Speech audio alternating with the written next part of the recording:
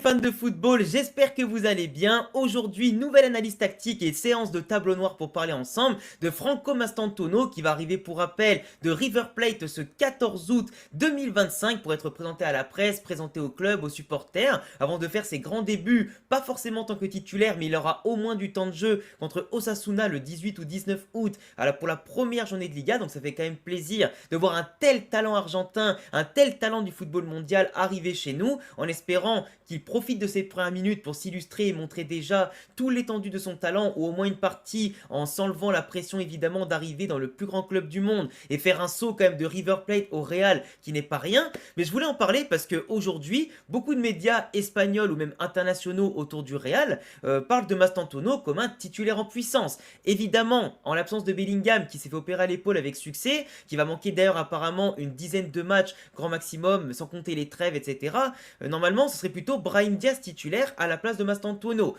Sachant que Rodrigo, j'en parle pas parce que vu qu'il annonçait partant et que le Real espère une offre à hauteur de 100 millions d'euros minimum pour lui, je pense pas qu'il va jouer titulaire ou être remplaçant et risquer de se blesser en rentrant en jeu, qui pourrait mettre un frein à sa sortie potentielle. Une sortie qui ferait du bien entre guillemets aux finances du club pour pourquoi pas aller chercher un milieu créatif, un autre central, éventuellement d'autres besoins qui pourraient intervenir d'ici la fin du mercato. Mais si Rodrigo reste, évidemment qu'on est tous contents. Il a des qualités pour faire partie de cet effectif-là, il a un profil intéressant et dans la rotation et le nombre de matchs qu'on a à faire, il sera super intéressant. Moi personnellement, je préfère garder Rodrigo que le vendre, mais dans le cas où le club veut le vendre évidemment et que Xabi Alonso compte pas forcément sur lui, malheureusement malgré son profil et ce qu'il pourrait apporter en termes d'attitude et de niveau footballistique, faut faire avec. Donc aujourd'hui, Brahim Diaz sera sûrement titulaire contre Osasuna pour apporter un peu comme un Florian Wirtz de la technique, de la polyvalence, sa capacité à se mouvoir entre les lignes, à être un très bon balle au pied pour percuter, construire et en tout cas aussi finir lui-même les occasions.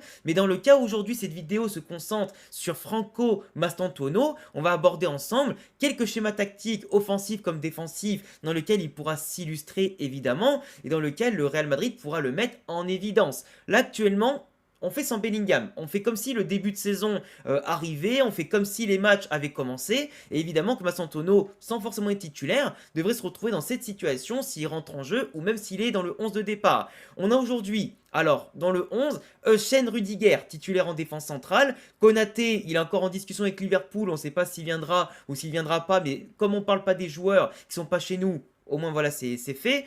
Asensio ou Militao auront sûrement un rôle à jouer si Rudiger revient pas à plein niveau, mais en tout cas, il est clair et net que Tchouaméni conservera ce rôle hybride de milieu de terrain 6 et de troisième défenseur central pour apporter cette tonicité, cette couverture dans la défense, ce physique pour récupérer les ballons, sa qualité de relance pour combiner avec Arda Güler et fluidifier avec en plus devant lui un Mastantuono qui va se déplacer sur toute la largeur du terrain, surtout de base dans l'axe du terrain et le côté droit en privilégié parce que Fran Garcia occupera déjà en tant que piston gauche le côté gauche. Arda Güler va plutôt s'occuper du milieu axe gauche globalement pour récupérer, pour faire un peu la plaque tournante de l'effectif, avec quand même pas mal de mouvements. On l'a déjà vu partir à droite, compenser des mouvements, avancer en fonction de l'occasion et du jeu qui est construit, avec beaucoup d'intelligence et de compensation de la part des autres. Vinicius qui va souvent, je pense, permuter avec Mbappé suivant les appels qui peuvent être faits entre l'un qui ira dans l'axe et un qui ira à gauche, mais globalement la partie droite sera utilisée par Alexander Arnold qui va souvent déborder soit en collant la ligne, soit en rentrant dans l'axe comme le faisait Frimpong à Leverkusen et comme on l'a déjà vu notamment durant le mondial des clubs, tout comme Fran Garcia faisait l'équivalent de Grimaldo en collant la ligne, ou alors en laissant le côté gauche à Vini ou Mbappé et lui en prenant le demi-axe gauche pour simplement percuter quand il y a une occasion et combiner avec d'autres joueurs. Donc aujourd'hui, si imaginons Alexander Arnold va dans le demi-espace droit, Mbappé plutôt dans l'axe et Vinicius à gauche, Mastantuono normalement aura un rôle soit de rester en tant que numéro 10 pour combiner évidemment, faire progresser le jeu et pourquoi pas lancer derrière un Vinicius ou un Kylian qui feront l'appel contre appel dans le bon tempo et le bon timing, ou alors Mastantuono pourra lui coller la ligne. On a vu qu'à River Plate, il est très technique, il est très doué dans les 1 contre 1, il est très doué à la passe décisive, il est très doué dans le débordement, mais aussi dans sa capacité à faire des différences en repiquant dans l'axe et parfois en combinant constamment au mouvement dans l'axe du terrain. Et ce qui est bien avec un profil comme ça, c'est que c'est un peu imprévisible. Et ce qui est bien aussi, c'est que quand tu alignes des profils imprévisibles, avec des mouvements qui ne sont pas uniquement calqués sur je colle la ligne, je déborde, je reviens, l'adversaire, au bout d'un moment, pour leur marquage, ils savent plus qui prendre. Si au bout d'un moment, le numéro 5, il se retrouve avec Arnold, puis d'un seul coup, il se retrouve avec Mastantuono, puis des fois avec Mbappé, le mec, il est perdu. Parce que tu défends pas de la même manière sur un Kylian que sur un Alexander Arnold ou que sur un Mastantuono. Alors que si, imaginons, tu as le même vis-à-vis qui colle Vinicius tout le match. Au début, il va se faire passer, il va prendre un bouillon, mais au bout d'un moment, il va s'habituer. Donc il va savoir dans quel timing Vinicius part à gauche ou part à droite et pourra peut-être au bout d'un moment le bloquer, ou la défense va s'habituer. Il viendra peut-être en couverture. Là où quand tu as du mouvement perpétuel et que tu sais plus qui marquer parce que les mecs sont positionnés de manière, alors pas aléatoire non plus, il y a une logique footballistique, mais quand ils sont positionnés avec du mouvement, de l'intelligence, avec des passes, avec constamment, tu vois, des solutions pour le porteur du ballon, et que même dans les 1 contre 1, les mecs sont très très efficaces et très fluides, et que pour leur prendre le ballon, il faut leur faire une faute, et que le moindre espace que tu laisses, le mec qui part en profondeur et t'es mort, et ben ça va provoquer beaucoup de danger dans les défenses adverses. Mastantuono, son but à lui sera plutôt de jouer normalement dans le demi-espace droit. Parce que l'axe va être géré par Arda, Valverde et comme je l'ai dit, sûrement les pistons qui va apporter ce surnombre. Mais quand tu regardes un placement, on peut surtout aussi jouer au-delà du 3-5-2 en 4-3-3. Tu vois, tu places par exemple les joueurs en 4-3-3. Donc tu reviens, on va dire, à un schéma peut-être beaucoup plus basique. Alors attendez, je replace tout comme il faut. Voilà, un schéma beaucoup plus basique, tu vois, avec un Arda Güler qui sera plus placé comme un numéro 6, mais plutôt comme un numéro 8, 10 finalement organisateur, un rôle qu'il affectionne, qui lui permettra autant de revenir chez les ballons que de continuer les occasions et d'aller casser les lignes directement en étant plus haut sur le terrain et pourquoi pas aller conclure en étant positionné un peu plus haut. Valverde qui est indéboulonnable et qui dans tous les cas, que ce soit en 3-5-2 ou que ce soit en 4-3-3 ou en 4-4-2, on va avoir un Alexander Arnold qui va souvent monter et Valverde qui va rester en retrait pour compenser. Mais comme je le répète, dans le cas où Alexander Arnold déborde, Mastantuono ne va pas rester sur la ligne, il va plutôt rentrer dans l'axe, ce qui va permettre de libérer tout un espace et notamment d'apporter du surnombre, de la qualité et continuer à faire monter le bloc avec des joueurs constamment entre les lignes et qui permettent simplement de dominer le terrain. Hop, de cette façon-là, Mastantuono, Mbappé, Vinicius, Arda, Fran Garcia qui peut monter un peu plus, couvert par Tchouaméni qui dans tous les cas lui reculera légèrement comme un troisième central, qu'on joue à 3 devant ou qu'on joue à 2 devant, et c'est comme ça qu'au bout d'un moment, tu vas créer des schémas de passe avec du lien, avec des joueurs constamment là pour compenser les montées ou les pertes de balles des uns et des autres, et à partir de là, quand tu as ton bloc qui est haut, avec des joueurs agressifs, techniques, même si l'adversaire te reprend la balle, que tu rates une passe, que tu rates un centre, que tu la mets en touche et qu'il repart tout ce que tu veux, là tu es placé pour faire un bon pressing.